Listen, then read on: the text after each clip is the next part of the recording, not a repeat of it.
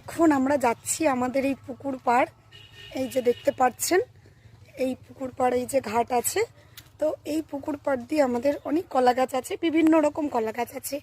যেরকম এইটা হচ্ছে কাঁঠালি কলা, এই দিকে আছে এটা হচ্ছে বিচি কলা, যেটার মধ্যে বীজ থাকে। তো এইটা যে কাঁদিটা হয়েছে, এটা আমরা একটু পেরে দেখব যে কলাটা পরিপূর্ণ হয়েছে কিনা। যা, পুকুরে পড়ে গেল, এই যে পুকুরে ভাসছে, এই যে।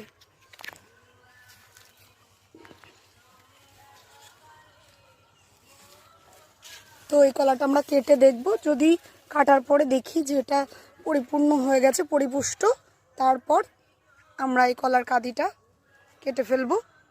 এটা কেটে ভেজে খেয়ে দেখা হবে। এই যে এটাও জলের মধ্যে পড়লো। কলা গাছটা এমন একটা জায়গায় আছে যে এটা পারতে গেলে জলের মধ্যেই পড়বে। তো এই যে কর্তামশাই এখান দিয়ে পাঠিয়ে দিচ্ছে, আমি দুটো নিয়ে গিয়ে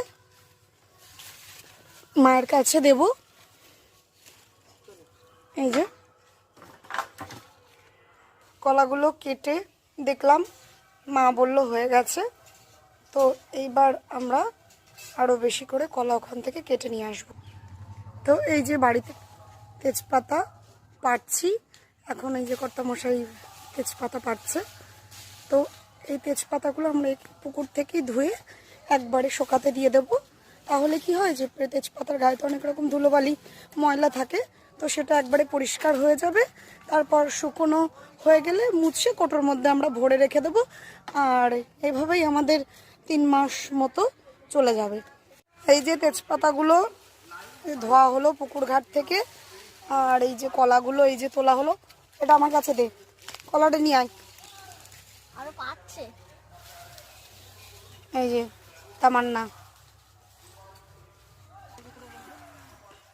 এই যে এদিকে এখনো কলা পাড়া চলছে। ওই যে গিয়ে পড়লো পুকুরের মধ্যে।